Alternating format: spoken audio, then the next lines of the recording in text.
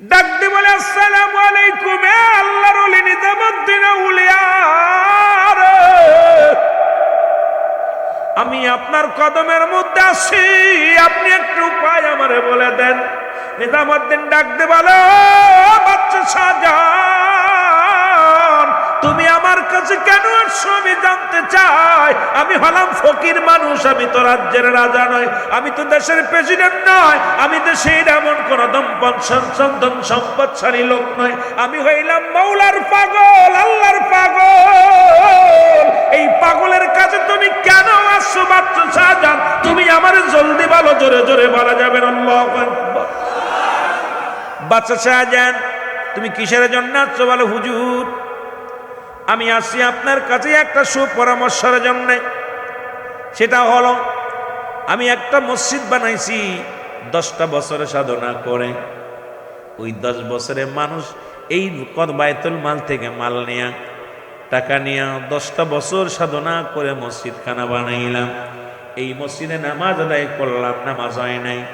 এখন আপনার কাছে পরামর্শের জন্য আসছি, আপনি একটা পরামর্শ আমারে দিয়া দেন। বাদশা শাহজাহান বলে, বাদশা শাহজাহান ডাক দিয়ে বলেন, ও নিজামুদ্দিন আউলিয়া, তাড়াতাড়ি আমার একটা পরামর্শ দাও। নিজামুদ্দিন আউলিয়া কয়, হুজুর আপনার মসজিদটা ভেঙে ফেলেন, ভেঙে আবার নতুন করে বানান। বাদশা শাহজাহান কয়, ও নিজামুদ্দিন আউলিয়া, বাঙ্গা তো দূরের কথা, আমার মসজিদের একটা ইটের যদি ক্ষতি হয়, আমি বাদশাহ শাহজাহান কোনোদিন মেনে নিতে পারবো না। আমার মসজিদ আঘাত করা মানে আমার কলিজা আঘাত করা। আমি বেঁচে থাকতে আমার মসজিদের গায়ে একটা টুকা মারবে, আমি এটা মানতে পারবো না। জোরে বলেন মারহাবা। আজকে সেই ভারতের মধ্যে অসংখ্য মসজিদগুলো গুঁড়ো করে দিতেছে। এর মসজিদ ভাঙ্গে মন্দির বানায়। ওরে মুসলমান শোনো, এরে মুসলমান, সারা বিশ্বের বুকে অনেক মসজিদের উপর আক্রমণ হয়, মসজিদ আকসার মধ্যে আক্রমণ হয়। ও যুবক বন্ধুরা শোনো, যদি মুসলমানদের অন্তর না কান্দে, মুসলমানদের হৃদয় যদি রক্তক্ষরণ না হয়, আমার মন বলে এর মতো মুনাফিক মুসলমান আর দুনিয়ায় কেউ নাই। জোরে বলেন ঠিক কিনা? এত কষ্ট করে, এত সাধনা করে মসজিদ বানাইলাম, এখন এই মসজিদে নামাজ আদায় করলাম, নামাজ হয় নাই। কারণ শরিয়াতের কিবলা হলো কাবা, দুজানের কিবলা রাহমাতুল লিল আলামিন, মুনাজাতের কিবলা আরশে আজিম। বাদশা শাহজাহান চিন্তা করে, আল্লাহ না জানি কিবলা নির্ণয় ঠিক হয় নাই, না জানি কি হয়েছে, আজকে নামাজ পড়লাম, নামাজটা হয় নাই। দ্বিতীয় জুম্মার নামাজ হয়ে গেল। দ্বিতীয় জুম্মায় একই সংবাদ আসলেন, বাদশা শাহজাহান তুমি যত মুসল্লিদের নিয়ে নামাজ আদায় করলা, কারুর নামাজ আজকেও কবুল হয় নাই। জোরে বলা যাবে না আল্লাহু আকবার। কারুর নামাজ হয় নাই। বাদশা শাহজাহান পেরেশানিত হয়ে গেলেন, চিন্তা করতে লাগলেন, না এত সাধনা করে মসজিদ বানাইলাম, এত মসজিদটাকে ভালোবাসলাম, 10 বছর ধরে সাধনা করে মসজিদ বানাইলাম, নিজের হালাল উপার্জন দিয়া মসজিদ বানাইলাম, এই মসজিদে আমি নামাজ আদায় করলাম, মসজিদে নামাজ কেন হলো না? কারণটা কি? উনি গবেষণা করতে লাগলেন আর কাঁদতে লাগলেন। নিশি যখন রাত্র যখন নিশি হয়ে যায়, চোখের পানি ছেড়ে ছেড়ে কান্দার, রব্বে কারীম আমি এমন কি অপরাধ করেছি, আমার নামাজ হয় নাই, মসজিদের মুসল্লিদের নামাজ হয় নাই, যেহেতু একজন যোগ্য ইমামের পিছে নামাজ আদায় করলাম, সুন্দর মসজিদে নামাজ আদায় করলাম মুসল্লি কিরামদের নিয়ে, তবে কেন নামাজ কেন কবুল হয় নাই? রব্বে কারীম তুমি একটু আমার জানায়া দাও। চোখের পানিগুলো ফেলায় ফেলায় কাঁদতে লাগলেন। চোখের পানি ফেলায় ফেলায় কান্দে রে। এবার বাচ্চা সংবাদ পায়, ও বাচ্চা ঘুমের ঘরে সংবাদ পায়, ও বাচ্চা তুমি 2 জুম্মার নামাজ পড়লাম, তুমি কি জানো না নামাজের জন্য শর্ত হলো কিবলা। সুতরাং তুমি যে মসজিদ খানা বানাইলাম, এই মসজিদের কিবলা নির্ণয় ঠিক হয় নাই, সুতরাং এই কারণে মসজিদের মুসল্লিদের নামাজ হয় না। শরিয়াতের কিবলা কাবা, বাদশাহ শাহজাহান বলে, আল্লাহ এখন কি করি? যেহেতু মসজিদের কেবলা নির্ণয় ঠিক হয় নাই, নামাজ যেহেতু আদায় করলাম, নামাজ তো হবে না। এখন মসজিদ তো কেবলাটা ঠিক হয় না, কি করা যায়? যার কাছে যায় সেই বলে মসজিদটা ভেঙ্গে আবার বানাও। বাদশাহ শাহজাহান বলে, শোনো, পৃথিবীর মধ্যে আমাকে হত্যা করো, দুঃখ নাই, আমি বেঁচে থাকতে আমার মসজিদের একটা ইটের গায়ে হাত দিতে পারবা না, কারণ ওই মসজিদটাকে আমি আমার জানের চাইতে বেশি ভালোবাসি। যেমন আজকে ভালোবেসে আপনারা দান ধ্যান করলেন, অত্যন্ত ভালো লাগলো। আপনারা উপস্থিত আমার দান চাওয়ার আগেই 1,50,000 করে আপনারা যারা শরীক হয়ে গেছেন, বড় আনন্দ লাগছে। বাদশাহ শাহজাহান ডাক দে বলে, এ মুসল্লিরা, এ ভাইরা, শোনো, আমি বাদশাহ শাহজাহান আমার জীবনের চাইতে মসজিদটাকে ভালোবাসি। এই মসজিদ আমার জীবন থাকতে মসজিদের গায়ের একটা পাথরের ক্ষতি হতে আমি বাদশাহ শাহজাহান দিব না। কার ঘর? কার ঘর? এ জোরে বলেন, কার ঘর? আমরা কার ঘর? আমরা কার? মসজিদ কার? আর জমিন কার? এগুলো শেষ করে দিবে কে? আল্লাহ কয়, কুল্লু মান আলাইহা ফান। সব শেষ। যেদিন সব শেষ হয়ে যাবে, মসজিদ জিন্দা থাকবে। সব যেদিন শেষ হয়ে যাবে, মুসলমান শুনে না, আলোচনা মনে রাখবেন, কই থেকে কই যায়। যেদিন কিয়ামত সংগঠিত হয়ে যাবে, তাম পৃথিবী চূর্ণ বিচ্ছিন্ন হয়ে যাবে, মসজিদগুলো খাড়া থাকবে। মসজিদ আরজি করবে, আল্লাহ, আমার ভিতরে যারা সালাত আদায় করেছিল, আমার যারা দান ধ্যান করেছিল, আমি মসজিদ একটা দাবি করব, আল্লাহ, তাদেরকে না নেওয়া পর্যন্ত আমি জান্নাতে যাব না। আমি দাঁড়িয়ে আছি, আমাকে শেষ করার আগে জবাব দিতে হবে। আমাকে যারা ভালোবাসছে, আমাকে যারা জান মালের চাইতে বেশি ভালোবাসছে, আমাকে যারা ভালোবাসছে, আমাকে যারা মায়া করছে, আমার যারা খেদমত করছে, আমি রব্বে কারীম, আমি তাদেরকে নিয়ে জান্নাতে যেতে চাই। জোরে বলেন মারহাবা। এই জন্য তো রাসূল আকরাম সাল্লাল্লাহু আলাইহি ওয়াসাল্লাম যখন মক্কা থেকে মদিনায় গেলেন, রাসূল বলেন, আমি একটা মসজিদ বানাতে চাই। মারহাবা বলেন না। রাসূল বলেন, আমি একটা মসজিদ বানাতে চাই। ও আমার সাহাবীরা, তোমরা শোনো, আমি নবী আগে আল্লাহকে সিজদার একটা জায়গা বানাইতে চাই। সাহাবীদের ভিতরে সবচাইতে গরিব সাহাবী রাসূলুল্লাহ যে ঘরের মধ্যে আশ্রয় নিয়েছিলেন, আইয়ুব আনসারী। মারহাবা বলেন না। নাম কি? আইয়ুব আনসারী। আইয়ুব আনসারী বলে, ইয়া রাসূলুল্লাহ, ইয়া হাবিবাল্লাহ, কি বানাইবেন? আল্লাহর ঘর। কার ঘর? এ জোরে বলেন, কার ঘর? আল্লাহর ঘর বানাইবেন। সেহেতু আমি আইয়ুব আনসারী, আমার বাড়িটা আমি দিয়ে দিলাম। ইয়া রাসূলুল্লাহ, ইয়া হাবিবাল্লাহ, যে বাড়ির মধ্যে আপনি আগমন করেছেন, যে বাড়ির মধ্যে আপনার পদধূলি পড়ছে, এই বাড়িটাই আমি মসজিদ বানানোর জন্য দিয়ে দিলাম। আরো জোরে বলেন না। রাসূল বলে, আইয়ুব আনসারী, তুমি থাকবা কোথায়? এই বাড়িটা একমাত্র তোমার সম্বল। তোমার তো দ্বিতীয় বাড়ি নাই, একটা বাড়ি মাত্র। তা আমি এসে আমার সাহাবীদেরকে নিয়ে উঠেছি তোমার বাড়িতে। আইয়ুব আনসারী বলে, ইয়া রাসূলুল্লাহ, আমিও আল্লাহর, মসজিদও আল্লাহর। ইয়া রাসূলুল্লাহ, ইয়া হাবিবাল্লাহ, এই বাড়িটা আমার আসল বাড়ি না, আমার আসল বাড়ি হলো কবর। আসল বাড়িটা কোথায়?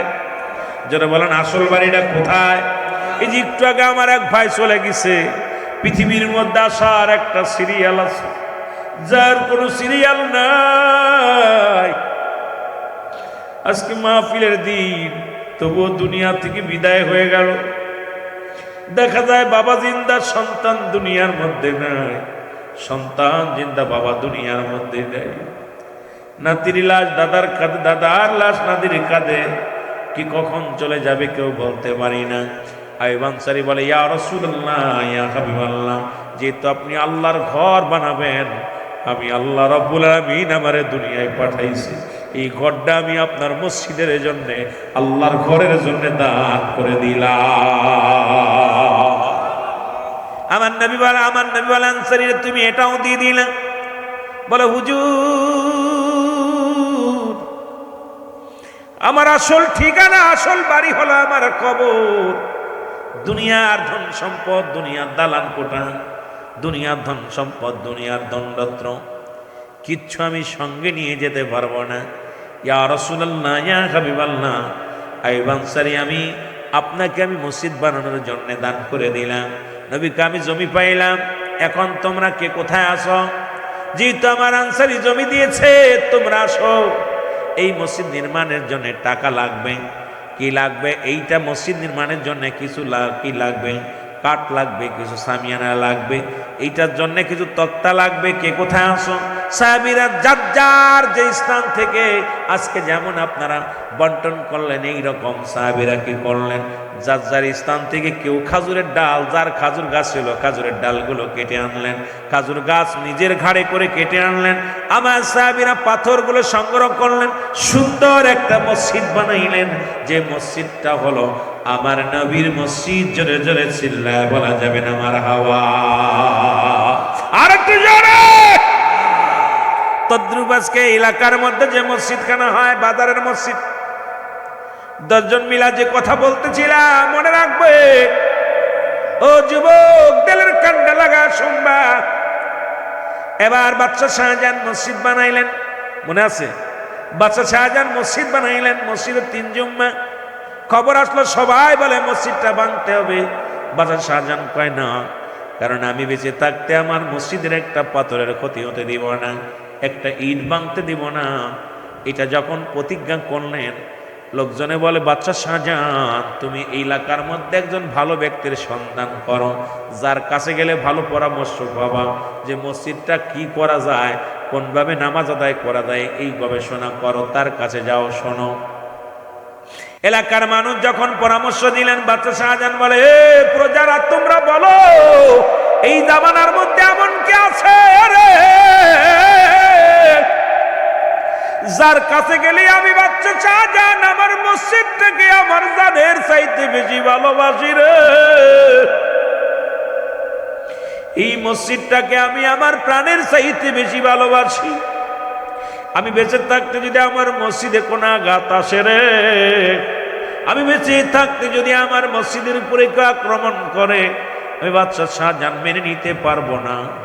তোমাদের কাছে আমার একটা দাবি, তোমরা এমন কোন ব্যক্তির নাম ঘোষণা করো, যে ব্যক্তির কাছে গেলে আমার মসজিদটা এই অক্ষত অবস্থায় থাকবে। এমন কোন ব্যক্তির নাম জানোনি, যার পরামর্শ অনুযায়ী আমার মসজিদটা সুন্দর থাকবে? জোরে বলেন মারহাবা। লোকজন বলে, হুজুর, আপনার রাজ্যে একজন লোক আছে, তার নাম আমরা সবাই বলতেছি, শোনেন। বলে, তার নামটা কি বলো? বলে, হুজুর, তার নাম হলো বাচ্চা। হুজুর শোনো, তার নাম হলো নিজামউদ্দিন আউলিয়া। জোরে বলেন না মারহাবা, আরো জোরে বলেন মারহাবা। নিজামউদ্দিন আউলিয়া, উনি আপনার রাজ্যে একজন ভালো মানুষ, ধার্মিক মানুষ, আল্লাহওয়ালা মানুষ। হুজুর, উনার কাছে গেলে সুপরামর্শ পাবেন, সুন্দর পরামর্শ পাবেন। ওনার কাছে গেলে আপনার মসজিদটা কেমনে সুরক্ষিত রাখা যায়, কিভাবে কেবলা নির্ণয় করা যায়, পরামর্শ দিবে বাদশাহ। বাদশাহ খবর শুনে চলে গেলেন কোথায়? নিজামউদ্দিন আউলিয়ার দপ্তরে। এখন বাংলাদেশের অনেক আলেমরা, আমার দেশের অনেক প্রেসিডেন্ট মানতে চায় না মুসলমান আউলিয়াদেরকে, কিন্তু বাদশা শাহজাহান আউলিয়াদের এত সম্মান করতেন, ভালোবাসতেন। বাদশা শাহজাহান চলে গেলেন আউলিয়ার দপ্তরে। নিজামউদ্দিন আউলিয়া, জোরে জোরে বলেন মারহাবা। কার দরবার? নিজামউদ্দিন আউলিয়া, আরো জোরে বলেন কার দরবার? নিজামউদ্দিন আউলিয়ার দরবারে চলে গেলেন। সালাম দা আল্লাহর ওলি,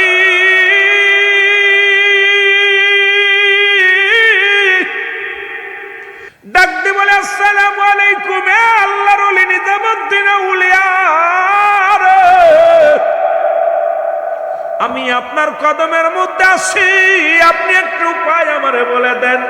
নিজামউদ্দিন ডাক দিয়ে বলে, বাদশা শাহজাহান, তুমি আমার কাছে কেন আসছো আমি জানতে চাই। আমি হলাম ফকির মানুষ, আমি তো রাজ্যের রাজা নয়, আমি তো দেশের প্রেসিডেন্ট নয়, আমি দেশের এমন কোন সম্পদশালী লোক নয়। আমি হইলাম মৌলার পাগল, আল্লাহর পাগল। এই পাগলের কাছে তুমি কেন আসছো বাদশা শাহজাহান? তুমি আমার জলদি বলো, জোরে জোরে বলা যাবে না। আল্লাহু আকবার। বাদশা শাহজাহান তুমি কিসের জন্য আসছো? বলে হুজুর আমি আসছি আপনার কাছে একটা সুপরামর্শের জন্য। সেটা হলো আমি একটা মসজিদ বানাইছি 10টা বছরে সাধনা করে। ওই 10 বছরে মানুষ এই বাইতুল মাল থেকে মাল নিয়া টাকা নিয়া 10টা বছর সাধনা করে মসজিদ খানা বানাইলাম। এই মসজিদে নামাজ আদায় করলাম, নামাজ হয় নাই। এখন আপনার কাছে পরামর্শের জন্য আসছি, আপনি একটা পরামর্শ আমারে দিয়া দেন। বাদশা শাহজাহান বলে, বাদশা শাহজাহান ডাক দিয়ে বলেন, ও নিজামুদ্দিন আউলিয়া, তাড়াতাড়ি আমার একটা পরামর্শ দাও। নিজামুদ্দিন আউলিয়া কয়, হুজুর আপনার মসজিদটা ভেঙে ফেলেন, ভেঙে আবার নতুন করে বানান। বাদশা শাহজাহান কয়, ও নিজামুদ্দিন আউলিয়া, বাঙ্গা তো দূরের কথা, ওরে আমার মসজিদের একটা ইটের যদি ক্ষতি হয় আমি বাদশাহ শাহজাহান কোনোদিন মেনে নিতে পারবো না। আমার মসজিদ আঘাত করা মানে আমার কলিজা আঘাত করা। আমি বেঁচে থাকতে আমার মসজিদের গায়ে একটা টুকা মারবে, আমি এটা মানতে পারবো না। জোরে বলেন মারহাবা। আজকে সেই ভারতের মধ্যে অসংখ্য মসজিদগুলো গুঁড়ো করে দিতেছে। এর মসজিদ ভাঙ্গে মন্দির বানায়। ওরে মুসলমান শোনো, এরে মুসলমান সারা বিশ্বের বুকে অনেক মসজিদের উপর আক্রমণ হয়, মসজিদ আকসার মধ্যে আক্রমণ হয়। ও যুবক বন্ধুরা শোনো, যদি মুসলমানদের অন্তর না কান্দে, মুসলমানদের হৃদয় যদি রক্তক্ষরণ না হয়, আমার মন বলে এর মতো মুনাফিক মুসলমান আর দুনিয়ায় কেউ নাই। জোরে বলেন ঠিক কিনা? বাদশা শাহজাহান বলে, তাড়াতাড়ি বলো উপায় বলো। বলো উপায় ভেঙ্গে দাও। কার কোনো পরামর্শ আসেনি বলো? কয় পরামর্শ আল্লাহ আমার এই শক্তি দেয় নাই, শক্তি একটা দিছে। এই জামানে আপনার বাদশা শাহজাহান শোনেন, আপনার রাজ্যে একজন ফকির আছে, একজন আল্লাহওয়ালা ব্যক্তি আছে। এই লোকটার কাছে আপনি যাবেন, যিনি দিল্লির বাদশাহ, দিল্লির জঙ্গলে আজ 40টা বছর কোনো ভাত খায় না, কোনো খাবার খায় না, গাছের লতা পাতা খায় আর জঙ্গলের মধ্যে রব্বে কারিমের ডাকে। এই পাগলটার নাম হলো আল্লাহর ওলি হারে বারশা রহমাতুল্লাহ আলাইহি। জোরে জোরে চিল্লায়া বলা যাবে না মারহাবা। আল্লাহ বলেন কুরআনুল কারীমের মধ্যে, এখন আবার ওলিদের কথা বললেই বলবেন হুজুর পালেন কোথায়? ওলি আল্লাহ কি কোরআনে আছে? তাফসীর কুরআনুল মাহফিলে আবার ওলি আল্লাহর কথা বলেন কেন? কোরআনে বলে মুর্শিদ, কোরআনে বলে মুর্শিদ, আরবিত মুসলমান, কোরআন নাজিল হয়েছে আরবি ভাষায়, ফার্সি ভাষায় হলো পীর। মারহাবা বলেন না। আবার এখন পীরের কথা বললে অনেক আলেমরা কইব তাফসীরুল কোরআন মাহফিলে পীরের কথা বলে কেন? কারণ পীরটির তো কোরআনে নাই, কোরআনে কোথাও পীর পাবেন না। কারণ কোরআন তো আর আরবি ভাষায় লেখা হয়েছে, ফার্সি ভাষায় লেখা হয় নাই। এই জন্য কোরআনের ভাষা আছে মুর্শিদ, আর আরবি মুসলমান আরবি ভাষায় হলো মুর্শিদ, আর মুসলমান ফার্সি ভাষায় হলো পীর, আর বাংলায় বলা হয় গার্জিয়ান, অভিভাবক, আর ইংলিশে বলা হয় গার্জিয়ান। আল্লাহ বলে সূরা ইউনূসের মধ্যে 11 নম্বর পারা 62 নম্বর আয়াত, আল্লাহ বলে আলা, কোন কোরআনের মধ্যে যদি না পান তাফসীর শোনেন আল্লাহ কি কয়। আল্লাহ বলে আলা, সাবধান, ইন্না নিচ্চালা ইন্না উলিল্লাহ, আল্লাহ তরফ থেকে যারা ওলি হয়, লা নাই কোন শব্দের অর্থ ভয়, ওয়ালা যদি অবস্থান করে হুমদের উপরে আহয়ানুন, তাদের কোনো চিন্তা নাই, ভাবনা নাই। কোরআনুল কারীমের মধ্যে সূরা ইউনূসের মধ্যে 11 নম্বর পারা 62 নম্বর আয়াত। এখন যদি কোরআন যদি বলেন পাই নাই, আমি মনে করি আপনারা কোরআন পড়েন নাই। জোরে জোরে চিল্লায় বলো আল্লাহু আকবার। এই জন্য আমি কোরআন থেকে বললাম। বলবে হুজুর তাফসীর পালেন কই? যেহেতু তাফসীরুল কোরআন মাহফিল, সূরা ইউনূসের মধ্যে 11 নম্বর পারা 62 নম্বর আয়াত, হাদিস শরীফ মেরকাত শরহ মেরকাতে 10ম খণ্ড 722 নম্বর পৃষ্ঠা লিখে নেন ভালো করে। তাফসীরুল বায়ান 5ম খণ্ড 524 নম্বর পৃষ্ঠা। এখন আপনি লিখে নেন, যদি কোনো হুজুর পাই নাই, এখন ওপেন চ্যালেঞ্জ, আপনি ভালো করে লিখে নেন। আল্লাহ রাসূল বলে আলা, সাবধান, ইন্না নিচ্চালা ইন্না উদাল্লাহ, আল্লাহর তরফ থেকে যারা ওলি হয় লা ইয়ামুত, তাদের মৃত্যু নাই। সুতরাং আল্লাহর নবীজি বলছে, আল্লাহ বলছে, এখন আমি মৌলবী বললে দোষ কি? জোরে বলেন ঠিক কিনা? আপনি মানবেন না ঠিক আছে, কিন্তু মানুষের সামনে আইয়া যদি বলেন ওলি আল্লাহ লাগবে না, পীর সাহেব লাগবে না, আমি মনে করি আপনার ওয়াজ শোনায় জায়েজ নাই। জোরে বলেন ঠিক কিনা? আপনার ওয়াজে বসাই জায়েজ নাই। কারণ বাংলাদেশে বাস করবেন, অলি মানবেন না, বাপ মার গর্বে জন্ম নিবেন, মায়ের গর্বে মা মানবেন না, এগুলো আমি মানতে পারবো না। যেটা বলেন ঠিক কিনা? আমার বন্ধুগণ গভীর মনোযোগ। এইবার নিজামুদ্দিন আউলিয়া ডাক দিয়ে বলে, আল্লাহর ওলি নিজামুদ্দিন আউলিয়া ডাক দিয়ে বলে, বাচ্চা শাহজাহান,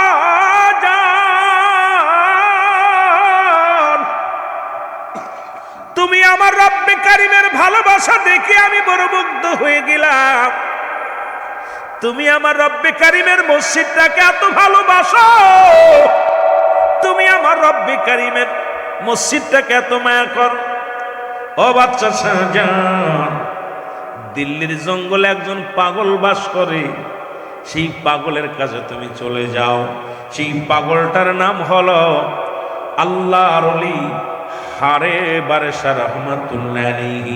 জোরে জোরে চিল্লায়া বলা যাবে না মারহাবা। বাচ্চা শাহজাহান বাড়িতে আসলেন, বাড়িতে এসে খানা পিনা নিয়ে, পানি নিয়ে, খানা নিয়ে জঙ্গলে রওনা হয়ে গেলেন। কারণ মসজিদটা দরকার। যেমন আপনাদের আমার ভাই বললেন যে মসজিদ আমাদের দরকার, করতেই হবে। কারণ মানুষ নামাজের জন্য সিজদার একটা জায়গা, যেখানে করার জন্য আপনাদের চেষ্টা লাগবে, ভালোবাসা লাগবে, দোয়াও লাগবে, দাও লাগবে। যাদের নাই তারা দোয়া করবেন, প্রয়োজন হলে শ্রম দিবেন, নিজে আপনি শ্রম দিবেন। কারণ একজন আমাদের যদি না পারেন, একটা দিন আপনি কর্মী হিসেবে যুগালে কাজ করে দিয়ে যাবেন, না পারলে একটু দোয়া করবেন। কিন্তু এটার প্রতি হিংসা করার কোনো আপনার মুসলমান ইখতিয়ার নাই। কারণ ওই ঘরটা হলো আমার রব্বে কারিমের, আপনিও আল্লাহর ঘর, ও আল্লাহর। জোরে বলেন ঠিক কিনা? বাদশাহ শাহজাহান চলে গেলেন খানা দানা নিয়ে, খুঁজতে খুঁজতে যাইয়া কোথাও দিল্লির জঙ্গলের মধ্যে পার ওপার ঘুরে, কিন্তু পাগল আর পায় না, এই লোকটার আর পায় না। হঠাৎ দেখে সিজদার মধ্যে পড়ে কান্দার বলে, আল্লাহ রব্বে কারিম গো, এই দুনিয়ার মধ্যে তুমি আমারে পাঠাইলা, আমি ঠিক মতো ইবাদত বন্দেগী করতে পারলাম না, ঠিক মতো তোমার হুকুম মানতে পারলাম না, ঠিক মতো তোমার আদেশ মানতে পারলাম না রে আল্লাহ। আমি কখন মারা যাই, আমার স্বপ্ন ছিল একটা জায়গা ঘুমাবো, যেখানে শুয়া শুয়া মসজিদের আজান শুনবো। স্বপ্ন কি? আজান শুনবো, মসজিদের আজান শুনবো। কিন্তু আমার কপালে নাই। 40টা বছর জঙ্গলায় কাটা দিলাম। এই 40টা বছর একদিন নয়, দুদিন নয়, 40টা বছর জঙ্গলে আমার ঠিকানা। গাছের লতা পাতা খায় আর তোমার জিকির করি আল্লাহ। স্বপ্ন আছে যেদিন আমি ঘুমাইব, ওই ঘুমের ঘরের মধ্যে যেন আজানের শব্দ শুনতে পাই, ওই ঘুমের মধ্যে যেন কোরআনের বাণী শুনতে পাই। এটা আমার আশাটা কি পুরা হবে আল্লাহ? এইটা বাসনা নিয়ে দরবার আল্লাহ দরবারে কান্দে। এর মধ্যে বাচ্চা শাহজাহান দাঁড়ায় আছে। বাচ্চা শাহজাহানকে দেখেই ডাকতে বলে, পাগলা ও বাচ্চা শাহজাহান, তুমি কেন এই জমিনের মধ্যে আসলা? তুমি কেন দিল্লির জঙ্গলে? জোরে বলা যাবে না মারহাবা? আর একটু জোরে বলেন মারহাবা। তুমি কেন দিল্লির জঙ্গলে? বাচ্চা শাহজাহান বলে, হুজুর আপনি কে গো? আমি তোমার রাজ্যে বাস করি, আমারে তুমি চেনো না? যেহেতু রাজ্য তোমার, তুমি বাচ্চা শাহজাহান, তুমি হলে দিল্লির প্রেসিডেন্ট, আর আমি বললাম দিল্লির ফকির। তোমার রাজ্যে বাস করি, আমি খবর রাখি। তুমি হলে দেশ রাষ্ট্র নায়ক, তুমি বাদশাহ শাহজাহান। সুতরাং শোনো, তুমি কেন এই দিল্লির জঙ্গলে আসছো? বাদশাহ শাহজাহান চোখের পানি ছেড়ে কান্দার বলে, হুজুর চোখের পানি ফেলায় ফেলায় কান্দের ডাক দে বলে, আল্লাহর ওলি যদি আমার চিনতে না ভুল হয়, আপনার পরিচয়টা চাই। আল্লাহর ওলি পরিচয় দেয়, বাবা আমার পরিচয় হলো, আমার নাম হারে বারেশা রহমাতুল্লাহ আলাইহি। জোরে জোরে চিল্লায় বলা যাবে না মারহাবা। বলে, হুজুর আপনার কদমের মধ্যে আমি আসছি। বলে, কেন আসছো? বলে, হুজুর আমি একটা মসজিদ বানাইলাম 10 বছর সাধনা করে, এই মসজিদটার কেবলা নির্ণয় হয় নাই। এখন এই মসজিদটা কিভাবে কেল্লা নির্ণয় করে যে আমাকে বলে দেন হুজুর। আল্লাহর ওলি যখন এই কথা বললেন, বাদশা শাহজাহান তাকায় দেখে মানুষটার গায়ে গোস্ত নাই, একদম দুর্বল মানুষ, গায়ের ভিতরে কোনো গোস্ত নাই, উঁচু লম্বাও বেশি নয়। এই পৃথিবীর মধ্যে সবচেয়ে সাধারণ একটা মানুষ, যেহেতু 40 বছর খানা খায় নাই, 40 বছর অনাহারে, 40টা বছর জঙ্গলায় বাস করে, লতা পাতায় একমাত্র তার খানা। বাদশা শাহজাহান একবার তাকায় মুখের দিকে, আবার তাকায় উপর দিকে, চিন্তা করে এই লোকটা কি কয়, এই মসজিদ নাকি ধাক্কা দিয়ে সোজা করা কোনো ব্যাপারই না। ডাকতে বলে, হুজুর আমার মসজিদটাকে কেবলা নির্ণয় করা লাগবে, আপনি চলেন। ডাকতে বলে, বাদশা শাহজাহান যেতে পারি, আমার একটা শর্ত আছে, যদি মানো। কয় শর্তটা কি? শর্তটা হলো আমি মারা যাব, আমি মারা যাওয়ার পর ওই মসজিদের মেম্বারের সামনে আমার কবরটা দিব। বলো তুমি যদি রাজি হও, আমার মনে বড় স্বপ্ন, ওই মসজিদের মেম্বারের সামনে আমি ঘুমাইব। মসজিদে আযান দিবে, ইমাম সাহেব কোরআন তেলাওয়াত করবে, বা সুক্ত কোরআন তেলাওয়াত করবে, আর আমি মসজিদের সামনে শুয়ে শুয়ে শুনব। তুমি যদি আমাকে এই হুকুমটা দাও, এইটা যদি রাজি হও, ও বাদশা শাহজাহান তোমার মসজিদটা আমি কেবলা নির্ণয় করে দিব। জোরে জোরে চিল্লা বলা যাবে না মারহাবা। বাদশা শাহজাহান বলে আমি রাজি। মারহাবা বলে আরো জোরে। কয় তাহলে চলো। হুজুর কাপড় চোপড় গুছাই নিবেন না? কয় বাবা আমি এক কাপড়ে জীব দীর্ঘদিন। কিসের কাপড় বাবা? কারণ এই দুনিয়া ক্ষণস্থায়ীর জন্য, চিরস্থায়ী হলো আমার কবর। সুতরাং আমি পাগল মানুষ, আমি রব্বে কারিমের পাগল। এই দুনিয়ার মধ্যে কিসের পোশাক, কিসের সম্বল, কিসের কম্বল? কারণ একই কাপড়ে গাইলাম, একই কাপড়ে এক মুসলমান। শুনে নাও এরে আম্মাজান হাফসা বলেন, পৃথিবীর মানুষ শোনো, আমার রাসূল শীতের রাত্রে একখানা চাদর যা গায়ে বিছানা দিতেন, অর্ধেক গায়ে বিছানায় পড়তেন, আর একটু বিছনা বানাইতেন। সেই নবীর উম্মত হইয়া দুনিয়ার মধ্যে রব্বে কারিমের কাজ করতে চাই না। আমার মতো বোকা, আমার মতো মুসলমান, আমার মতো বোকার দুনিয়ার মধ্যে আর কেউ নাই। জোরে বলেন ঠিক কিনা? এবার বাদশা শাহজাহান নিয়ে গেলেন, কারে নিয়ে গেলেন? পাগলারে নিয়ে গেলেন।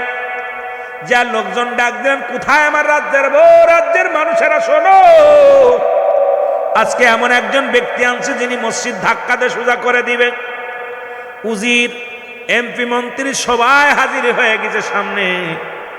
বাদশা শাহজাহান বলে, হুজুর, বাদশা শাহজাহানকে ডাক দে, বলে হুজুর কোন লোকে সোজা করে? বলে এই লোকটা। সবাই হাসে, হুজুর আপনার মাথা নষ্ট হয়ে গেছে, কারণ যাকে আপনি আনছেন তার গায়ে বল নেই, দাঁড়াতে পারে না। এই লোকটা মসজিদ ধাক্কা দিয়ে সোজা করে দিবে, কেমনে মানা যায়? লোকজন হাসির পাত্র হয়ে গেলেন। আল্লাহর ওলি হারে বারেসা ডাক দেখায়, বাদশা আমাকে আনছো যে কাজের জন্য, দেরি করো না। তুমি একজন কি করো, ডাক দাও, একজন বকি ডাক দাও। মুসলমান শোনো, একজন ইঞ্জিনিয়ারকে ডাক দাও, একজন বৈজ্ঞানিককে ডাক দাও, ভালো করে ম্যাপ ধরতে বলো, কোন দিকে কাবা, আমার দেরি হবে না, তাড়াতাড়ি করো। বাদশা শাহজাহান বললেন, হুজুর কেবলাটা একটু মাথা করবে। সঙ্গে সঙ্গে আল্লাহর ওলি হারে বারেসা ওই মসজিদের মধ্যে হাতটা লাগায় দিছে। হাতটা লাগায় দিয়ে চিৎকার মেরে বলে, রব্বে কারীম,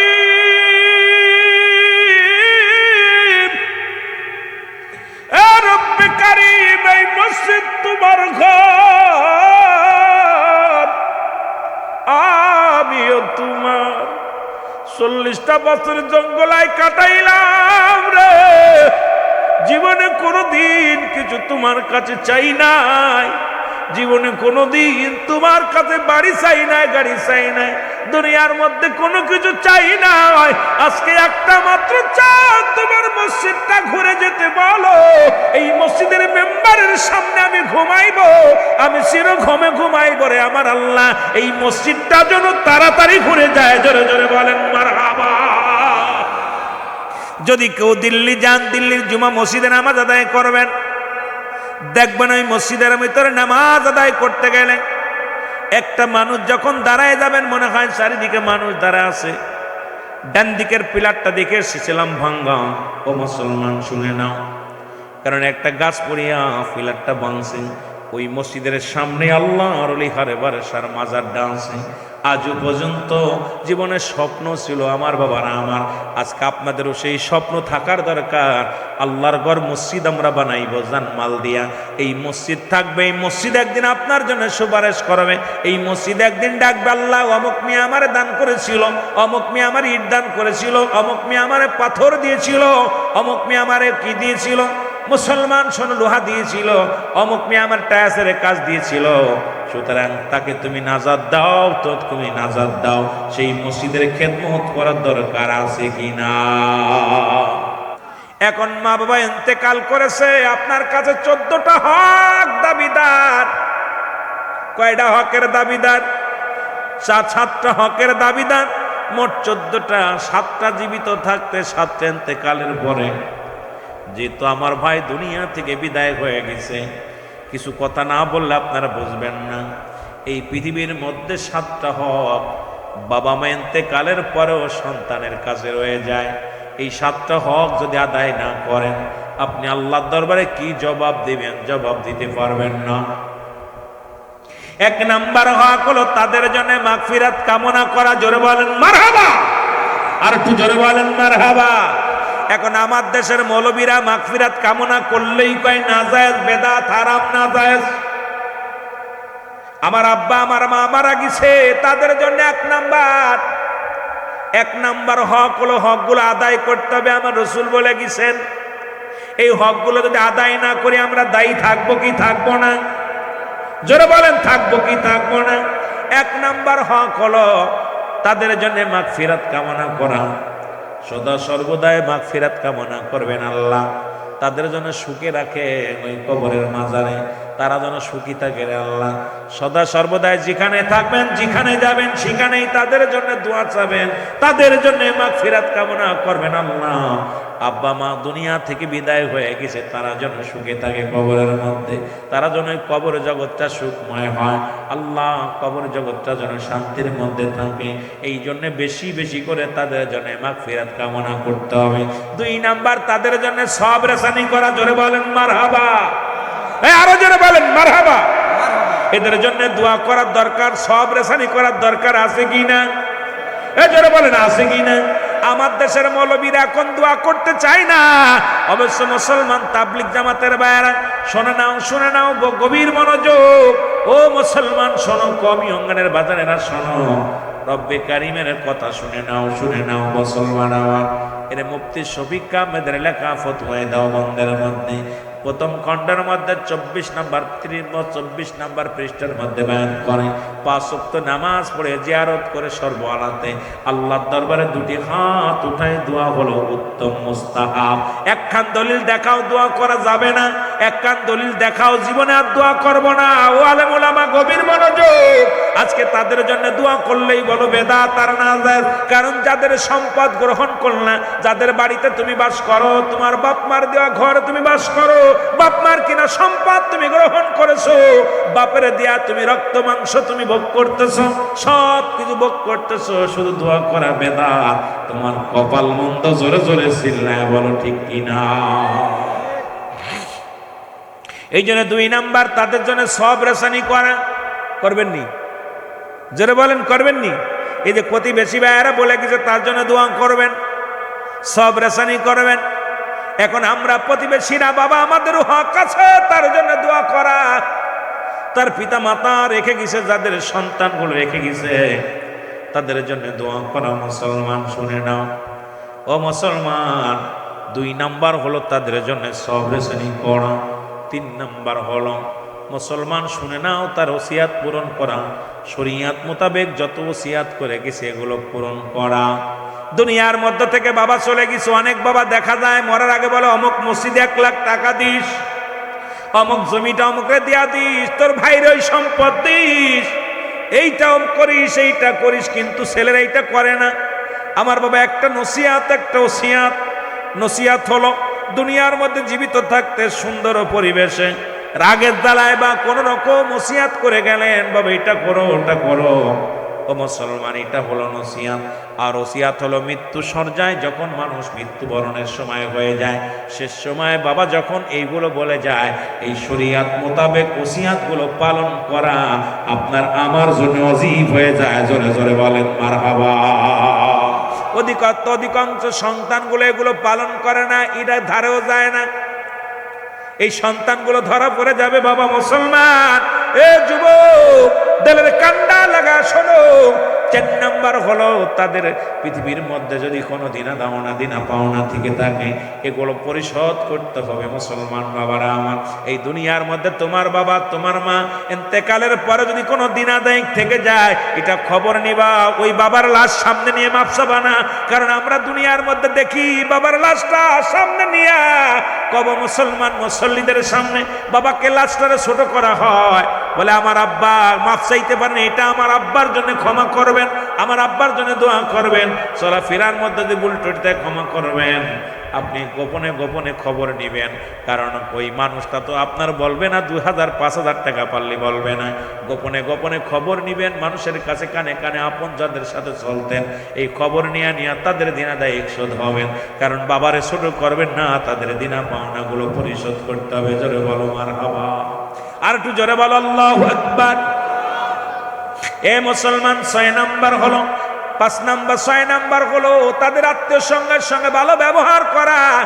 নিকটতম আত্মীয় স্বজন যারা থাকে, বাবার আত্মীয় মার আত্মীয়, পৃথিবীর মধ্যে বাবা মায়ের আত্মীয় স্বজন যারা আছে তাদের সঙ্গে দুর্ব্যবহার করা যাবে না, ভালো ব্যবহার করাতে হবে।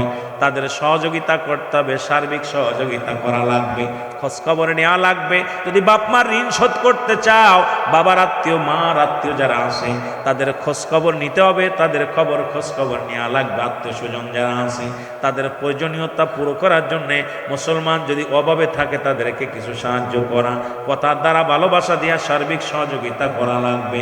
নয় তোমার আব্বা মার হক আদায় হবে না। জোরে বলো আল্লাহু আকবার।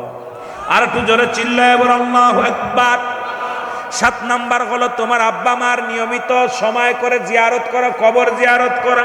আমার দেশের মুসল্লিরা এখন তো জিয়ারত করতে চায় না, কয় নাজায়েজ বেদাত হারাম। আমি বলি আলেমরা, আমার নবীজি প্রথম জীবনে ঘোষণা করেছিল আমার সাহাবীরা তোমরা বেশি বেশি করে তোমরা কি করো। প্রথম জীবনে নবী বলছে খবরদার তোমরা কবর জিয়ারত করো না, কারণ কবরকে পূজা বানায় ফেলবে। কবরটা মুসলমান তারা কবরটারে কি করবে, সিজদার জায়গা বানায় ফেলবে। এই জন্য আমার নবী প্রথম জীবনে বারণ করেছিল কবর জিয়ারত করো না। শেষ জীবনে নবীজি বলছে তোমরা বেশি বেশি কবর জিয়ারত করবা। নবীজি শেষ সময় বলে গেছে আমার সাহাবীরা রে তোমরা বেশি বেশি করে কবর জিয়ারত করবা, কারণ কবরের পাশে দাঁড়ায় গেলে তোমার আব্বা মার কবরের পাশে যখন দাঁড়ায় যাবা সঙ্গে সঙ্গে তোমার ভিতরে একটা অনুশোচনা হবে, হৃদয়ের ভিতর কাফন ধরে যাবে, আব্বা মার জন্য মায়া লাগবে, তোমার দুনিয়া বিমোহ কেটে যাবে, পরকালের কথা মনে পড়ে যাবে। এই জন্য নবী বলছে বেশি বেশি করে কবর গোরস্থানে যাওয়া। আর আমার দেশের মানুষ এখন কবর দেখলেই ভাঙার জন্য প্রস্তুতি। এ মুসলমান শুনে নাও, রাসূল বলছে কবরের পাশে যাও, জিয়ারত করো, কারণ ওই ব্যক্তি অসহায়, নিজের জন্য কোনো কামাই করতে পারে না। কারণ তুমি যেটা দিবে এটা তুমি সেই ব্যক্তির জন্য বড়ই কামে লাগবে রে। এই জন্য আপনার আব্বা মা দুনিয়ার মধ্যে যারা দুনিয়ার মধ্য থেকে বিদায় হয়ে গেল, 7 নাম্বার হলো সেই পিতা মাতার কবরটা সময় করে বেশি বেশি করে জিয়ারত করতে হবে। জোরে জোরে বলো মারহাবা। আর একটু জোরে বলেন মারহাবা। এই জন্য রাসূল বলছে তোমরা কি কবুল হজের সব পাইতে চাও? সাহাবীরা বলে হুজুর কে বানা চায়? নবী বললেন তোমাদের পৃথিবীর মধ্যে পিতা মাতা যাদের জিন্দা আছে বাড়িতে সালাম দিবা, আসসালামু আলাইকুম মা, আসসালামু আলাইকুম বাবা, তোমার আমলনামায় একটা কবুল হজের সব লেখা হয়ে যাবে। জোরে বলেন মারহাবা। একটু জোরে বলা যাবে না মারহাবা? একটা কবুল হজের সব লেখা হয়ে যাবে। সাহাবীরা কান্দার বলে ইয়া রাসূলুল্লাহ ইয়া হাবিবাল্লাহ, 2 দিন আগে আজকে আমার আব্বা মারা গেল, আজকে যার বাবা মারা গেল ওই লোকটা এই সব থেকে বঞ্চিত হয়ে গেল। যদি বাড়িতে সালাম দিত আসসালামু আলাইকুম আব্বা, আসসালামু আলাইকুম মা, তার সন্তানেরা যখন সালাম দিত সঙ্গে সঙ্গে একটা করে কবুল হজের সওয়াব পেত। কিন্তু আব্বা মা দুনিয়া থেকে বিদায় হয়ে গেছে, এখন আর নেকির দরজা এই সওয়াবের দরজা বন্ধ হয়ে গেছে। ও যুবক,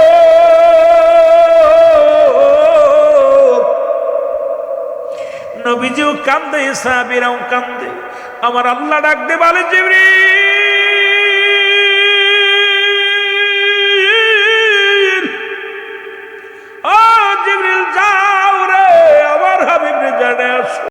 সাহাবীদের জন্য বলে, যাদের আব্বা নাই, যাদের মা নাই, কারণ নবীজিও নিজে কাঁদছে। নবীর বয়স যখন 6 মাস মার গর্ভে বাবা মারা যায়, যখন 6 বছর বয়স মা মারা যায়, এই দুনিয়ার মধ্যে নবীজিও ছিলেন এতিম।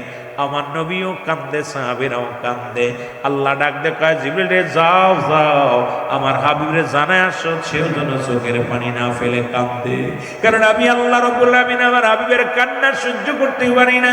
কোনো অসহায়, কোনো বাবা হারা, মা হারা সন্তান যখন কান্দে, আমি আল্লাহ সইতে পারি না। যাও যাও, কারণ আদম নবী কেঁদেছিল, রব্বানা যালামনা আনফুসানা ওয়া ইল্লাম তাগফির লানা ওয়া তারহামনা লানাকুনান্না মিনাল খাসিরিন। আরে আমার নবীরে এইভাবে কান্দায় না। আদম নবী কান্দে, আল্লাহ আমি জালিমদের অন্তর্ভুক্ত হয়ে গেছি, আমারে তুমি ক্ষমা করে দাও। ইউনূস আলাইহিস সালাম কান্দে, লা ইলাহা ইল্লা আনতা সুবহানাকা ইন্নী কুনতু মিনাজ জালিমিন। আর ইউনূস আলাইহিস সালাম কান্দে, আল্লাহ আমি জালিমদের অন্তর্ভুক্ত হয়ে গেছি, আমারে তুমি ক্ষমা করে দাও। আর আমার নবী কান্দে, ডাক দে বলে, আল্লাহ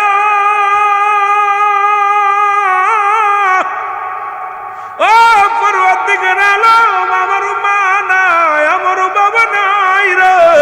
আমার আল্লাহ ডাক দে বলে, হাবিব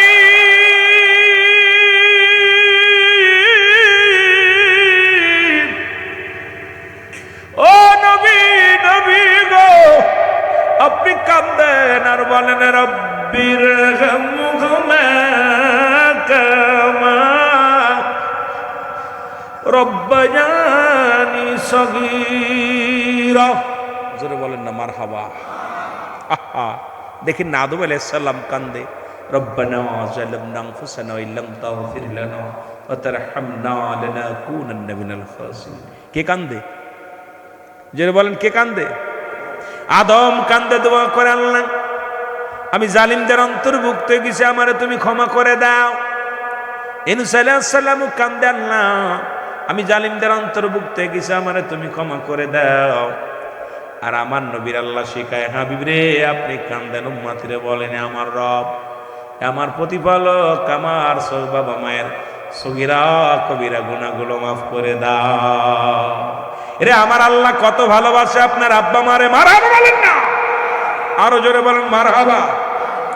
আবার রাসূলকে শিখায়া দিলেন, হাবিব যাদের আব্বা নাই, যাদের মা নাই, তারা যেন এভাবে কান্দে, আমার আল্লাহ, আমার প্রভু, আমার মালিক, আব্বা মার সগীরা গুনাহ মাফ করে দাও, কবিরা গুনাহ মাফ করে দাও, জানা গুনাহ মাফ করে দাও, অজানা গুনাহ মাফ করে দাও। যেমনি ভাবে পিতামাতা আমাদের লালন পালন করেছে, এ রব্বে কারীম তুমিও আমার পিতামাতা আত্মদ্রব রহমতের কোলে তুলে নাও। জোরে বলেন মারহাবা। এই রাসূল বলে, সেই পিতামাতা তোমাদের যখন বুড়া হয়ে যায়, খবরদার খবরদার, তোমরা বুড়া বলবে না, বুড়া বলবে না। জান্নাতের গায়ে দুটি দরজা, একটা দরজার নাম তোমার মা, আর একটা দরজার নাম তোমার বাবা। আজকে এই দুটি দরজা কার জন্য বন্ধ হয়ে গেছে জানি না। এই দুটি দরজা যার খোলা, সে হলো বড় ধন্য। কারণ দুইটি দরজায় লাগবে, মাও লাগবে, বাবাও লাগবে। আব্বা মা বড় নিয়ামত, আব্বা মা বড় রহমত। জোরে জোরে চিল্লায় বলেন মারহাবা। এই দুটি দরজা রাসূল বলে, তোমাদের আব্বা মা যখন বুড়া হয়ে যাবে, পিতা মাতা যখন বুড়া হয়ে যাবে, খবরদার খবরদার, চোখ আংড়ায় কথা বলবে না, চোখে চোখ রেখে কথা বলবে না। বাবা যখন ডাক দিবে, তুমি তার কদমের দিকে তাকাও। এমনকি নামাজ, নামাজ গত আছো, আব্বা ডাক দিছে, মা ডাক দিছে, ফরজ নামাজ ব্যতীত সমস্ত নামাজগুলো ছেড়ে দাও। আগে তোমার মা বাবার ডাকে সাড়া দাও, ডাকে সাড়া দাও। কারণ তোমার মা বাবা যদি দ্বিতীয় ডাক দিতে দেরি হয়, কারণ দ্বিতীয় ডাক দিলে কষ্ট হবে, এর জন্য রব্বে কারীম বড় কষ্ট পাবে। কারণ খবরদার খবরদার, দ্বিতীয় ডাক জমা দেওয়া লাগে না। আব্বা মার অনুগত্য হও, অনুগত্য হও। 3 শ্রেণী মানুষের দোয়া আল্লাহ কবুল করে না। তার মধ্যে 1 নাম্বার হলো পিতা মাতার নাফরমানি সন্তান। জোরে বলো আল্লাহু আকবার। পৃথিবীর মধ্যে মসজিদের ইমাম হও, বড় আলেম হও, বড় মৌলবী হও, বড় মুন্সি হও, এই তিন শ্রেণী মানুষের দোয়া কবুল করবে না। তার মধ্যে এক নাম্বার হলো পিতা মাতার নাফরমানি সন্তান। আব্বা মার নাফরমানি সন্তান।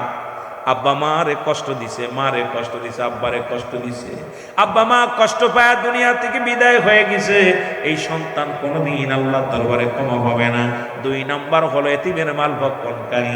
এই দুনিয়ার মধ্যে যারা এতিমকে ঠগায়, এতিমের মাল হরণ করে। তিন নাম্বার হলো পৃথিবীর মধ্যে হিংসুটে মানুষ। তিন শ্রেণী মানুষের মধ্যে তিন নাম্বার হলো হিংসুটে মানুষ। এখন আমার সমাজে হিংসায় ভরপুর, প্রতিটা মানুষের ভিতরে জোরে বলেন ঠিক কিনা? এত হিংসা, এত অহংকার। রসুল বলছে এই তিন শ্রেণী মানুষের নামাজ, এই তিন শ্রেণী মানুষের রোজা, তিন শ্রেণী মানুষের যাকাত, এই তিন শ্রেণীর মানুষের ইবাদত বন্দেগী সব বরবাদ হয়ে যাবে। তার ভিতরে এক নাম্বার হলো পিতা মাতার নাফরমানি সন্তান। সুতরাং আব্বা মার নাফরমানি করে, আব্বা মার সঙ্গে দুই নাম্বারি করে দুনিয়ায় কত হাজি হজ করতে গেছো, মক্কা মদিনায় যায় সিজদায় পড়ে আছো, কোনো কাজে লাগবে না। তোমার আব্বা মা তোমার জন্য যদি দোয়া না করে, আব্বা মা তোমার অনুগত্য না হয়, পৃথিবীর মধ্যে পিতা মাতা যদি তোমার অনুগত্য না হয়, দুনিয়ার সব ইবাদত, সমস্ত বন্দেগী বরবাদ হয়ে যাবে। তুমি যদি বাইতুল মুকাররমের ইমাম হও, তুমি যদি কাবা শরীফের ইমাম হও, কিচ্ছু যায় আসে না। কারণ যতক্ষণ পর্যন্ত তোমার বাবা, তোমার মা তোমার উপর রাজি ছিল না, কারণ তোমার জীবনটাই বরবাদ। ও মুসলমান শুনে নাও, শুনে নাও। কারণ নবীজি নিজে ছিল এতিম। আল্লাহ বলে আলামিয়া যেদিকা ইয়াতীম। আল্লাহ বলে হাবিব আমি তোমার এতিম বানাইলাম। আরে দুনিয়ার মধ্যে নবী ছিল এতিম, এই দুনিয়ার মধ্যে এতিমের মাল ভক্ষণকারী, এতিমকে ঠগায় যারা দুনিয়ার মধ্যে, পৃথিবীর মধ্যে রাসূল বলে এই পৃথিবীর মধ্যে এতিমের যারা এতিমের মাল আত্মসাৎ করে, এতিমকে যারা কষ্ট দেয়, এতিমকে যারা অসম্মান করে, এতিমকে যারা দুঃখ দেয়, আল্লাহর কসম পৃথিবীর কোন দোয়া, পৃথিবীর কোন নামাজ, পৃথিবীর কোন যাকাত, পৃথিবীর কোন হজ, পৃথিবীর কোন ইবাদত বন্দেগী ওই ব্যক্তি জীবনেও কবুল করাতে পারবে না। আজকে আমার দেশে অসংখ্য মানুষ এতিমরে কষ্ট দেয়, ঠিক কি না? ঠিক কি না? আরো জোরে বলেন ঠিক কি না? আমার বাবারা, আমার শুধু তাই নয়, আমি আপনাদেরকে বলে যাই, ও দরদি বন্ধু, হিংসুটে মানুষ, পৃথিবীর মধ্যে হিংসা তাদের অন্তরের ভিতরে ঢুকে গেছে, পৃথিবীর সমস্ত আমলগুলো সব বরবাদ হয়ে যাবে। কারণ এই পাঁচটা আমল করবে, যেমন পাতিলের ছিদ্রা নাই, পাতিল যেমন দেখতে ভালো, পানি দিলে ছিদ্রা না, যদি পাশা না থাকে, এই পাতিল যদি পিছনে ছিদ্রা থাকে, সমস্ত পানিগুলো যেমন এর ভিতর ধরে রাখার ক্ষমতা থাকে না, তদ্রূপ যে মানুষটার ভিতরে হিংসা ঢুকছে, রেওয়া ঢুকছে, যার ভিতরে অহংকার ঢুকছে, দুনিয়ার সমস্ত ইবাদত বন্দেগী ওই পাতিলের মতো অবস্থা, সব বরবাদ হয়ে যাবে, সব কিছু পড়ে যাবে, কিছু থাকবে না অবশিষ্ট। এই জন্য দুনিয়ার মধ্যে হিংসা করা যাবে না। হিংসুটে মানুষকে এই পৃথিবীর মধ্যে আল্লাহ রাব্বুল আলামিন দিদার পাবে না। তবে হিংসা করা যাবে আবার অনেকটা নিয়ে, যেটা হলো নামাজ পড়ো বেশি করে, যে 2 রাকাত পরে আমি 4 রাকাত পড়বো, ও একটা কোরআন খতম দিয়েছে আমি 2টা খতম দিব, ও তো কি করছে 1 লাখ টাকা খেদমত করেছে, 1 লাখ টাকা দান করেছে, আমি 2 লাখ টাকা খেদমত করব, ও ভালো কাজ করছে একটা আমি 2টা করব। এগুলো হিংসা করে যদি তুমি প্রতিযোগিতা করো লাভ আছে, কিন্তু পৃথিবীর মধ্যে মুসলমান ইবাদতকে নিয়ে, তুমি বন্দেগী নিয়ে যদি হিংসা করো, তো ব্যক্তি রাত জেগে ইবাদত করে, আমিও রাত জেগে ইবাদত করব, 10 রাকাত নামাজ পড়ছে আমি 20 রাকাত পড়বো, এগুলো যদি হিংসা করে আমল করো, সেটা হলো ভিন্ন কাজ, সেটা আবার আল্লাহ বেশি খুশি হয়। জোরে জোরে চিল্লায়া বলা যাবে না মারহাবা। রব্বুল আলামিন আপনাকে আমাকে জেলখানায় নেন নাই, হাসপাতালে নেন নাই, সুন্দর পরিবেশ, জান্নাতের বাগান, কোরআনের মাহফিল, সর্বশ্রেষ্ঠ কিতাব, রব্বি করিমের পাঠানো কিতাব, শুধু মানব জাতির জন্য নয়, গোটা বিশ্ববাসীর জন্য, কুল কায়নাতের জন্য যে কিতাব রব্বি করিম পাঠাইলেন, সেই কোরআনের মাহফিলে আসার মতো, বসার মতো সুযোগ দান করল। উচ্চ কণ্ঠে আওয়াজ দিয়ে চিল্লায় বলেন আলহামদুলিল্লাহ। যে কোরআন পৃথিবীর মধ্যে প্রেরণ করলেন, আসমানের উপর আসমান সহ্য করতে পারেন নাই, যেটা মুসলমান পাহাড়ের উপরে পাঠাইলেন, পাহাড় সহ্য করতে পারেন নাই, দুনিয়ার মধ্যে কোরআনুল কারীম মানব জাতির হৃদয়ের মধ্যে, মানব জাতির মধ্যে দিলেন। এই মানব জাতি সমস্ত জাতির মধ্যে শ্রেষ্ঠ জাতি, আর এই শ্রেষ্ঠ জাতিকে একটা কিতাব উপহার দিলেন, সেটা হল আল কোরআন। জোরে জোরে চিল্লায়া বলা যাবে না মারহাবা। আল্লাহ বলেন যার মধ্যে কোনো সন্দেহ নাই, পড়েন বিসমিল্লাহির রাহমানির রাহিম।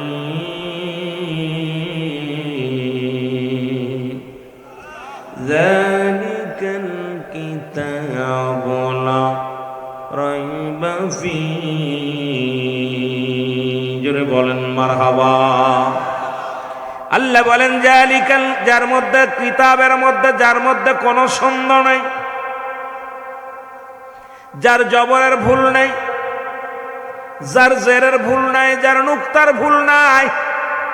পৃথিবীর মধ্যে এমন একটা কিতাব যা দুনিয়ার মধ্যে মানুষেরা লেখলেন, কবিরা লেখলেন, হাজার হাজার ভুল আছে, হাজার হাজার ভুল থাকতে পারে, কিন্তু রব্বে কারীম যে কোরআনুল কারীম আপনার আমার জন্য পাঠাইলেন, এটা কোনো হক্কর ভুল নাই, কোনো জেরের ভুল নাই, কোনো নুক্তার ভুল নাই। যুগে যুগে কত মুনাফিকেরা এই কোরআনের আয়াত লেখার জন্য চেষ্টা করেছে। দীর্ঘ 63 বছর পরে রাহমাতুল লিল আলামিনের কাছে, ও মুসলমান, 23টা বছর পরে, এই 63 বছরের জিন্দেগি রাহমাতুল লিল আলামিন দীর্ঘ 13টা মুসলমান 23টা বছর পরে যে কোরআনুল কারীম রব্বে কারীম আপনার আমার কল্যাণের জন্য পাঠাইলেন, যেটা গোটা কুল কায়নাতের জন্য, গোটা বিশ্ববাসীর জন্য। কিন্তু এখন বুঝতে পারি বিশ্ববাসী কেন কেন আজকে মুনাফিকি করে। কারণ আল্লাহ বলেন এই কিতাবটা হলো একমাত্র মানবে কার। আল্লাহ বলেন হুদাল লিল মুত্তাকিন। জোরে জোরে চিল্লায়া বলা যাবে না মারহাবা। আল্লাহ বলেন এটা হিদায়াত প্রাপ্ত বান্দাদের জন্য, মানুষের জন্য নাই। কারণ মানুষের মধ্যে আল্লাহ মিনান নাস, মানুষের মধ্যে মাকুল, তারা বলবে আমান্না, তার ঈমান আনছে বিল্লাহি, আল্লাহর প্রতি, অবিলাউমিনা কিরাতের প্রতি বিশ্বাস স্থাপন করছে। ওমা হুম বিমুমিনিন। আমার রাহমাতুল লিল আলামিনের কদমের মধ্যে একদল মানুষ যেত, তারা সদা সর্বদাই বলতেন আমরা ঈমানদার, আমরা মুমিন, আমরা মুত্তাকিন। আজ বুঝতে আর বাকি নাই, কারণ কোরআনের প্রতি অবমাননা করা হয়, কোরআনের প্রতি ভুল ধারণা দেয়া হয়। কোরআনকে নিয়ে গবেষণা করতে যাইয়া, পৃথিবীর মধ্যে কোরআন গবেষণা করতে যাইয়া পৃথিবীর মধ্যে অসংখ্য মুসলিমেরা মুসলমান হয়েছে। আর আমার দেশের মুসলমান বাবারা, মুসলমান আলেম ওলামা সেই কোরআনের ভুল নিয়ে ব্যস্ত আছে। জোরে জোরে চিল্লায় বলেন ঠিক কিনা? এ দুনিয়ার মুসলমান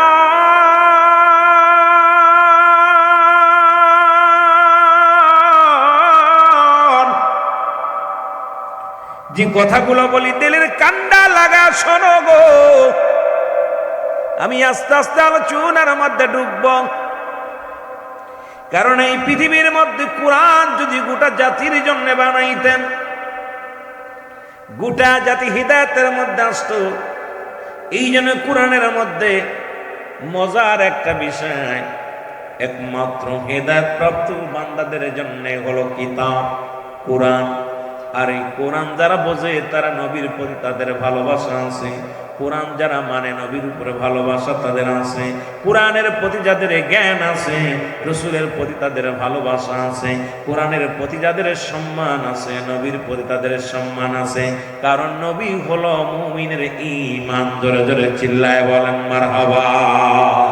আর একটু জোরে জোরে চিল্লায় বলেন আল্লাহু আকবার। আর একটু জোরে চিল্লায় বলেন আল্লাহু আকবার। এখন আমার দেশে অসংখ্য আলেম ওলামা বলতেছে কোরআনের মধ্যে ভুল আছে। সেই ভুলটা ধরতে যায় ছোট্ট একটা সূরা। কারণ আপনাদের ইমাম সাহেব যখন সূরা পড়ে, সূরা ইখলাস, সূরা নাস, সূরা ফালাক, ছোট্ট ছোট্ট সূরাগুলো পড়ে, তেলাওয়াত করে, আমার দেশের সাধারণ পাবলিক গুলো, সাধারণ মুসল্লি গুলো এই কোরআনটাকে মুখস্থ করে ফেলে। এখন আমার দেশের তথাকথিত কিছু আলেম নাস্তিকদের সঙ্গে হাত মিলায়া, অমুসলিমদের সঙ্গে হাত মিলায়া তারা বলতেছে কোরআনের মধ্যে একটা সূরা জাল, যেটা হলো সূরা ইখলাস, আমার সাথে সাথে পড়েন বিসমিল্লাহির রাহমানির রাহিম কুল হুয়াল্লাহু আহাদ আল্লাহুস সামাদ লাম ইয়ালিদ ওয়া লাম ইউলাদ ওয়া লাম ইয়াকুন লাহু কুফুয়ান আহাদ। জোরে জোরে চিল্লায়া বলা যাবে না মারহাবা। আল্লাহ ডাক দে বলে হাবিব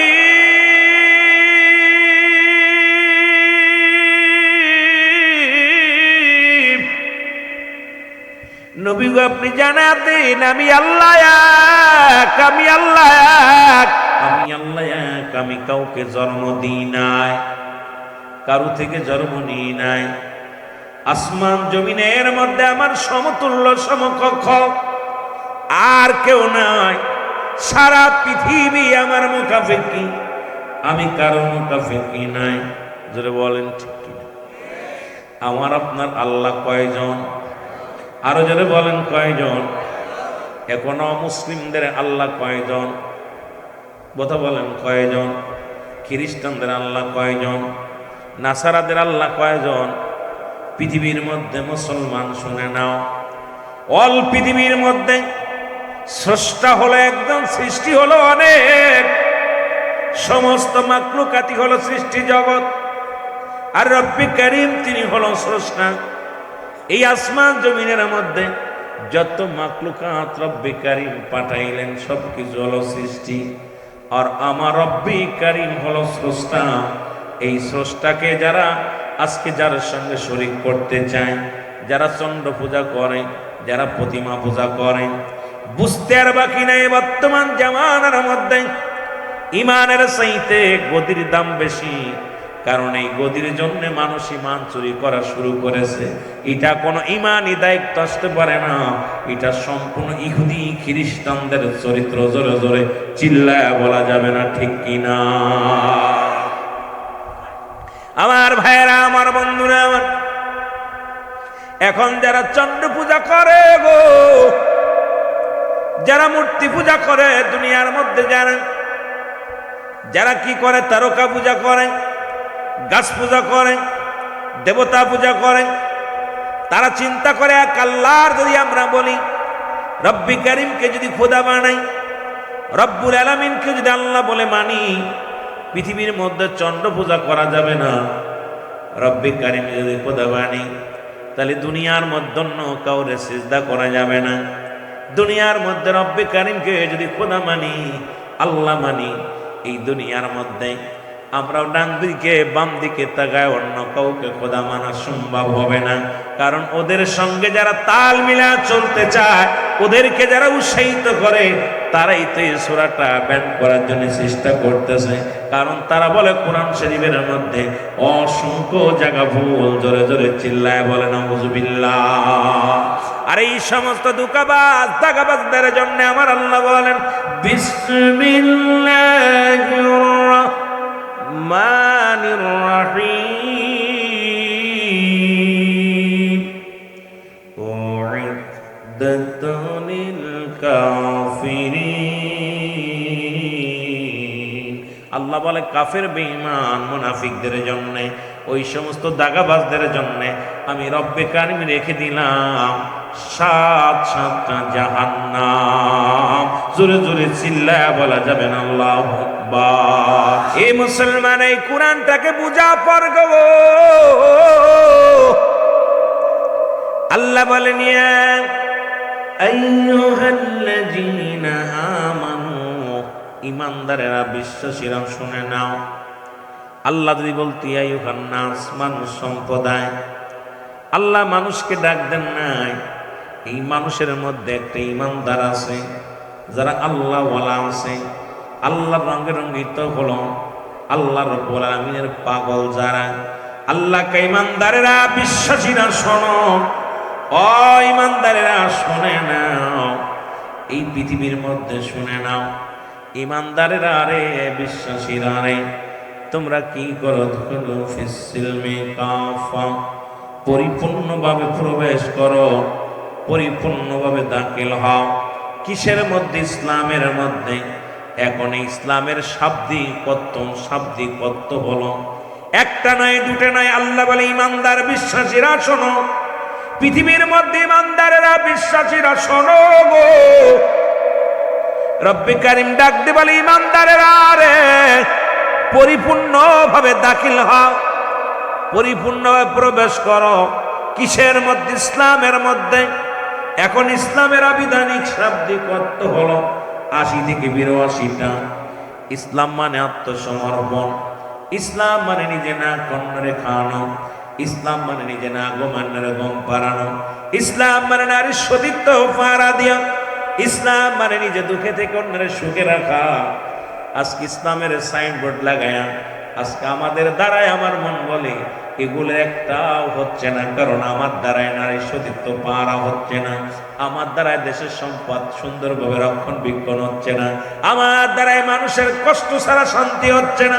তার মানে আর বুঝতে বাকি নাই, শুধু দাড়ি টুপি জুব্বা লাগাইয়া ইসলামের সাইনবোর্ড লাগাইয়া সমাজের মধ্যে ঘোরাঘুরি করছি, প্রকৃত ইসলামের মধ্যে ঢুকতে পারি নাই। ওলামা একরাম, আমার বাবারা আমার, এই একটা আয়াতের তাফসীর যদি রাত ভরে করি শেষ হবে না। কারণ একটা আয়াত আল্লাহ বলে ইমানদারেরা বিশ্বাসীরা তোমরা পরিপূর্ণভাবে দাখিল হও ইসলামের মধ্যে। জোরে জোরে চিল্লায়া বলা যাবে না মারহাবা। ইসলামের মধ্যে যদি ঢুকতাম ব্যভিচার চলতো না, অন্যায় চলতো না, জুলুম চলতো না। ইসলামের মধ্যে যদি ঢুকতাম তোমার দ্বারায় কোনো নারীর ক্ষতি হতো না। ইসলাম যদি মানতা এই সমাজের মধ্যে মাদক সেবন চলতো না।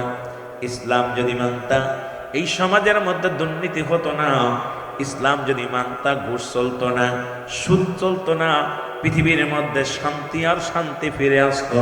কারণ আসল প্রকৃত ইসলামের মধ্যে আমরা ঢুকতে পারি নাই। জোরে বলেন ঠিক কিনা?